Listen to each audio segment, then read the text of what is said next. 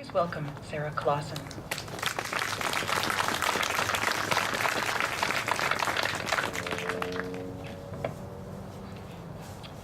Good evening, and thank you, Charlene, for the invitation to read here at the Forks. I sort of dreaded it all day because of the weather, but I've been here in colder weather, and my first poem, which is the last poem in my book, is about that. On New Year's Eve, several years ago, some of us came to the other side of the river actually, to watch the fireworks, and it was cold. The poem is Fireworks on New Year's Eve. This diamond cold invokes our childhood, skating days, numb feet, metallic scrape of blades on ice, shrill screams when the strung-out skaters hurtled past and the whip cracked. Against tonight's black sky, the first flamboyant vision flares. We gasp, crane our muffled necks, eyeing, oohing the fantasy.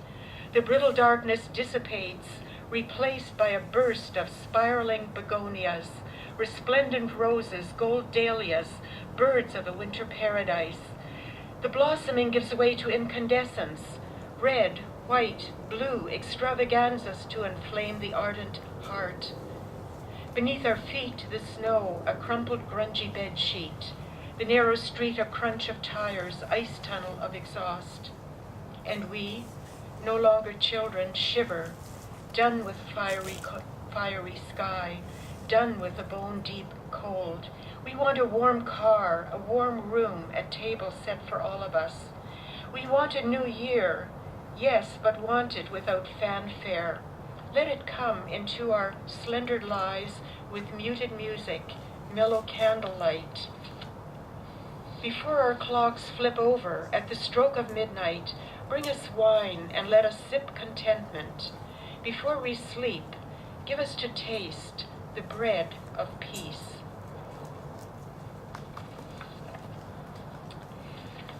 The next poem I'm going to read is a long poem, and I took Charlene's directions fairly literally, and am trying to focus on rivers and actually bridges.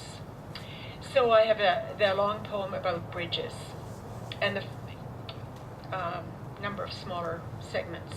The first one, spring breakup on the Red River seen from Peguis Bridge. Gridlock on Peguis Bridge. Commuters bumper to bumper late for supper. Ice on the river breaks. The names of Selkirk settlers measure the distance. Matheson, Henderson, Jordan, Flett, Mackay. Geese fly honking by. Fixed in this place in the park, Chief Peguis has neither knowledge nor need of bridges. He knows canoes are excellent in open water, moccasins on snow, a stalwart spirit for the journey. He holds the white man's stony Bible close to his stony chest and keeps his peace. He knows it's best to lay low during blizzard. In flood season, postpone river crossings, avoid heedless travel. He knows a Holy Ghost broods over these waters, has hovered here before the Soto people pitched their tents, or displaced crofters crossed the ocean, or the first goose hatched her first white egg. Debris-encrusted floes rush pell-mell under the gridlocked bridge. Chief Peguis, unalarmed by honking from impatient SUVs, hears the whip crack of ice breaking, wind from the west, and from the sky, a rush of wings. This next bridge actually is not a river bridge, Slaw-Rebchuk Bridge. Slaw-Rebchuk's mother, Anna, made potato pancakes, cottage cheese pierogies, beet borscht, coleslaw seasoned to perfection. Her bread rose, famous for its substance, true grit of immigrant life. Imagine her midway across the bridge the city named for her son. She clutches the guardrail, leans over, curious, to see the endless line of freight cars waiting to be coupled or uncoupled, shunted to another track.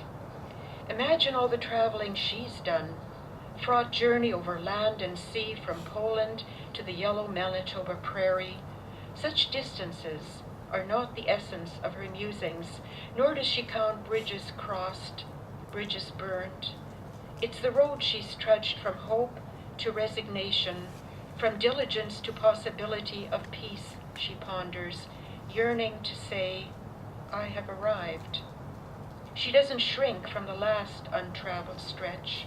It shimmers in her mind, a blur, ambiguous as the Milky Way that lights the prairie sky at midnight. Wakeful, she waits for the sun to rise above the city, unencumbered, let loose its rays on every railroad track, on every bridge, over every river. It sheds new light on heavy cargo, on travelers heading west or heading east.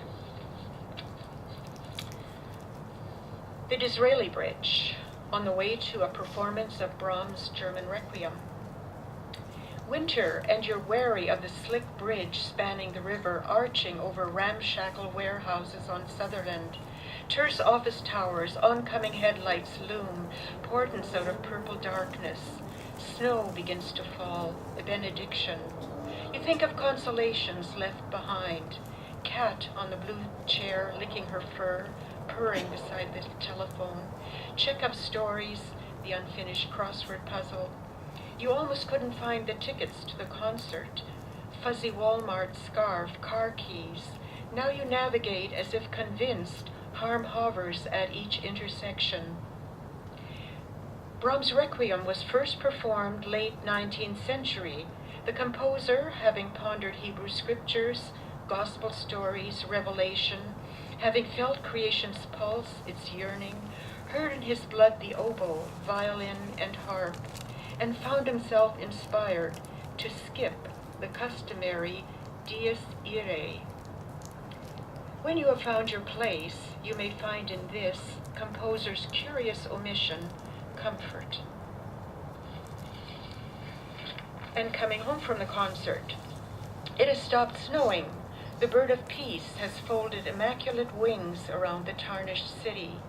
Moon has risen, luscious in the east, poised to illuminate the homeward flow across the frozen river.